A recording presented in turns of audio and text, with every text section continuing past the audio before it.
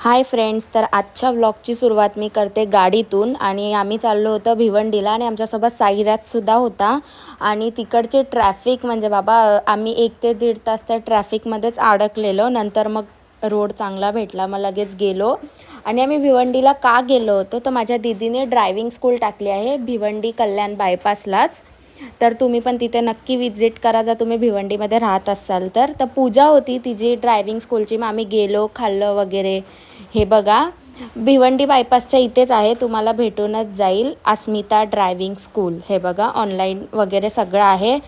आणि मग आम्ही खाल्लं वगैरे. त्याच्यानंतर मग दीदीचं घर पण तिकडेच आहे, मग आम्ही लगेच तिकडे गेलो, तिच्या घरी गेलो, जेवायला गेलो साईराज वगैरे. हे बघा, दीदी बोलली की माझ्या पोरांना पण घरी घेऊन जावा, मी येते बन वगैरे करून.